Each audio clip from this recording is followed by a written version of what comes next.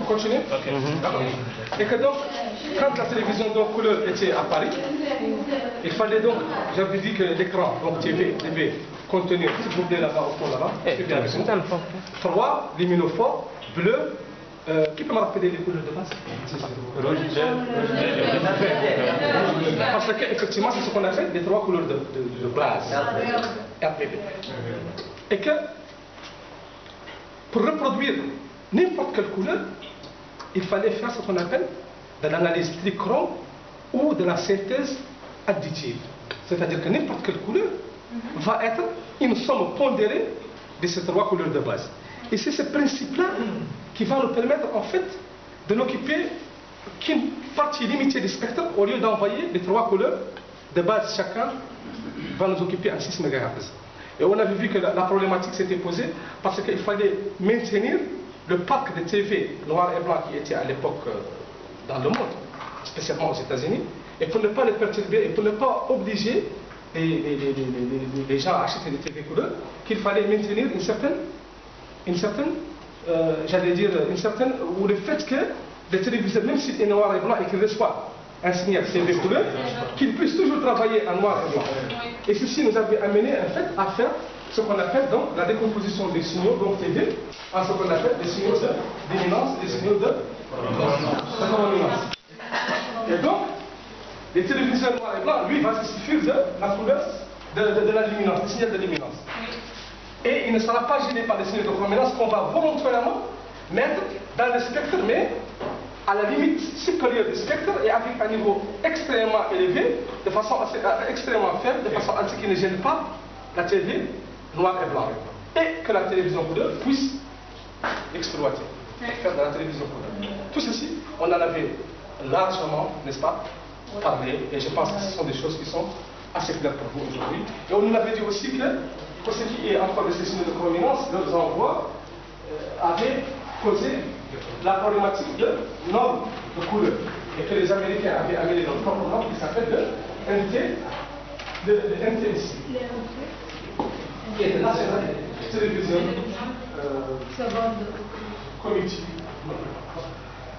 et qui lui en fait va prendre ces 2 signaux de prominence, n'est-ce pas, et va les faire transporter par une porteuse unique en modulation QAM avec l'air modulant son amplitude et l'autre modulant sa phase. Et que cette approche réglait le problème, d'accord, de télévision, le CV donc de la télévision couleur, il affichait, mais avec certains problèmes dus au problème de la phase. D'accord. Et que par la suite, les Européens ont amené leur propre nom qui s'appelle le PAD. Et le PAD, qu'est-ce qu'il faisait? Il venait régler son problème de phase par sa propre approche qui est le fait d'envoyer ce 2 différences, n'est-ce pas, en phase, en opposition de phase. Voilà. Et du coup, voilà. Donc, à tel point même qu'on se moquait intéressé à l'américain, à l'américain, on disait, the never twice same color. Jamais 2 fois la même couleur. Et après, nos amis français sont venus avec leur propre système de TV couleur, qui s'appelle le C4. Le C4 qui lui utilisait une ligne à retard et ainsi de suite pour gérer en fait la couleur. Mais tout ceci est fait dans le cadre de la télévision analogique, qu'on l'envoie en terrestre ou qu'on l'envoie en satellite. Des années 90, la télévision ne pouvait pas rester en marge du phénomène de numérisation mondiale. On a numérisé les téléphones, on a numérisé tout. L'Internet est venu et il fallait qu'elle bascule, n'est-ce pas, vers le monde de la télévision. C'est pour cela que les constructeurs et les experts se sont réunis dans ce qu'on appelle un consortium, qu'on appelle donc en Europe le DVB. Les Digital Video Broadcast, pour mettre ensemble, n'est-ce pas, une seule norme unique que tous les constructeurs doivent respecter pour avoir l'interopérabilité entre les équipements, dans le but de numériser la télévision. Et le phénomène de numérisation de la télévision aussi va apporter de la qualité, on l'avait vu. Mais cette le besoin de numériser donc la télévision a posé un problème parce que, comme on avait dit, une image donc, TV, un mouvement qui fait ressortir du mouvement était une séquence, n'est-ce pas? Oui. Une séquence d'images qu'on avait vu, c'était 25 images par seconde, n'est-ce pas? Et ça a donné l'illusion, en fait, à l'œil humain qu'il y a un mouvement, alors qu'en fait, c'est une succession d'images. Et que si l'on voulait envoyer cela tel que cela va nous occuper une très grande plage de spectacle, ce n'est pas possible, et qu'il fallait du coup, en voulant s'attaquer à la compréhension aussi, des experts se sont réunis dans ce qu'on appelle le groupe d'experts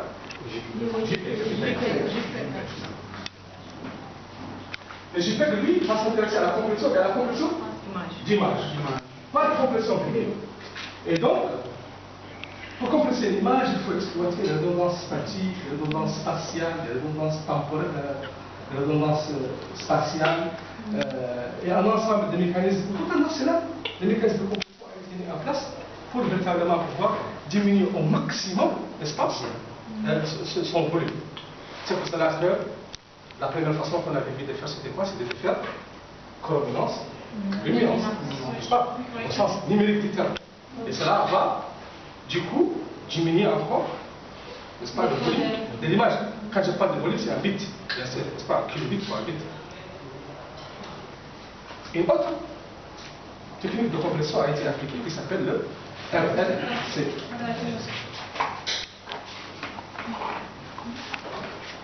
Le RLC, n'est-ce pas, c'est du run code. N'est-ce pas, on avait dit qu'au lieu d'envoyer l'image telle qu'elle, il fallait voir cibler les points en blanc et les points en noir et de dire, je schématise, bien sûr, et de dire au récepteur, voilà, t'as tant de blanc, tant de noir, et j'envoie cette information qui est plus petite, bien sûr, que l'image originale, et du coup, on compresse.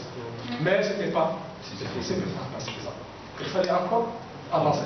Et c'est pour cela qu'une nouvelle technologie, donc, ou une ancienne technologie, maintenant, c'est pas aujourd'hui, qu'on appelle donc la transformer en cosinus discret, n'est-ce pas, a été utilisé, on a utilisé effectivement pour analyser ce qu'on appelle les macro-blocs, d'utiliser des informations et d'envoyer un ensemble d'informations, un ensemble de coefficients qui correspondent à des sinusoïdes, n'est-ce pas, avec leur amplitude, leur fréquence et tout. Ça va encore diminuer, ça va encore davantage compresser. Mais c'était pas suffisant. Et il fallait encore trouver ce qu'on appelle l'algorithme de Hoffman qui utilisait les propriétés donc de statistiques en fait d'informations pour essayer encore de compresser plus. Et du coup, d'une grande image qui occupait qui avait une taille, un kilobit très grand, devient finalement très petite, pour la compresser avec un rapport de compression de 1 sur 100, ou de 10 sur 100, ainsi de suite, et ainsi de suite. Ceci pour ce qu'on appelle l'image. Mais nous sommes en télévision. Et quand on dit télévision, c'est des flux vidéo. Et donc, la première approche naïve qu'on peut faire pour compresser de la vidéo étant 25 images par seconde, c'est de prendre chacune de ces images et de la compresser en JPEG. Ce qui va donner lieu à ce qu'on appelle la norme MJPEG. Le MJPEG, c'est-à-dire du motion JPEG. Mais on avait dit que ça ne répondait pas aux besoins. D'accord? Et là, encore d'autres gens se sont réunis, des experts dans ce qu'on appelle un groupe qu'on appelle le MPEG. Le MPEG. C'est-à-dire des Movie Motion Picture Expert Group. Et eux ont essayé de voir comment compresser des séquences vidéo. Et on avait dit que l'approche qui avait été réalisée par ces gens, c'était d'exploiter les redondances spatiales dans l'image et de intra-image dans l'image elle-même, n'est-ce pas? Et d'exploiter aussi les redondances spatiales inter-image, parce qu'effectivement, deux images qui se suivent, généralement, il n'y a pas le fond, le background est toujours le même. Au lieu de l'envoyer deux fois, ça n'a pas de sens. Donc d'exploiter ces redondances intra-image et inter-image.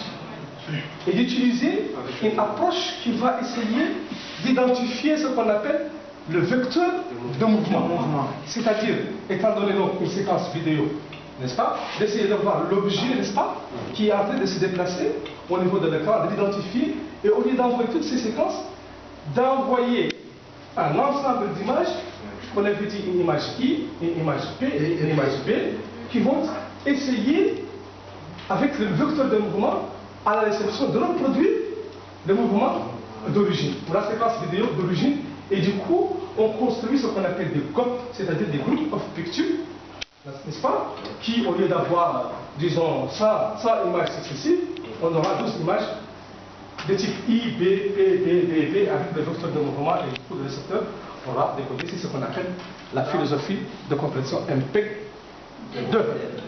Parce que, comme vous le verrez, il y a beaucoup de normes MPEG, d'accord?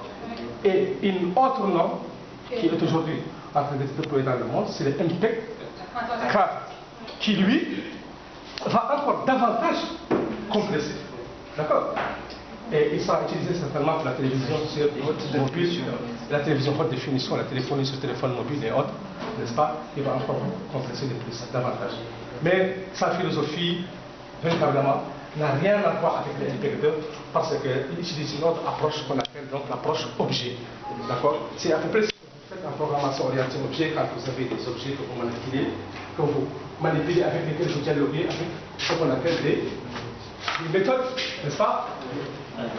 Et des propriétés, tout ce qui est encapsulation, n'est-ce pas? D'accord? Et nous n'en sommes pas là en TNT, pour le moment on est en MPEG.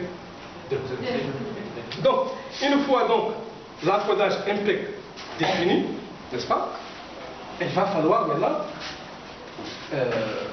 pouvoir faire de la télévision avec ce format-là.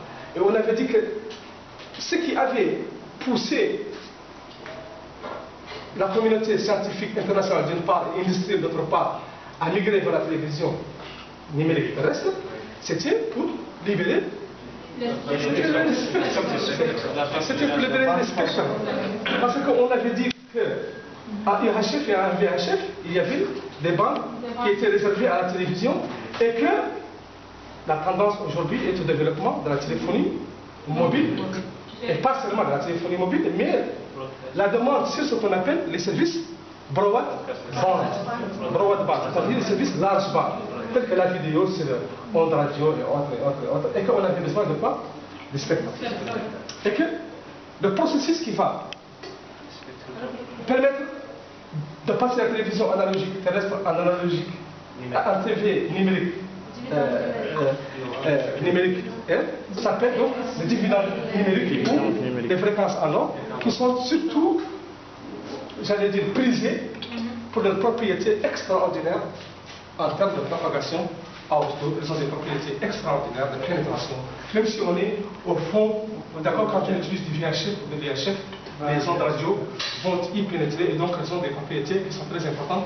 Et les opérateurs de télécommunications vont les acquérir pour lancer le dernier service de téléphonie mobile qui est la téléphonie LTE, la téléphonie de quatrième génération. Donc, nous sommes dans ce qu'on appelle un cercle vertueux. Pas un cercle vicieux, mais un cercle vertueux. C'est-à-dire, l'État est là, d'accord?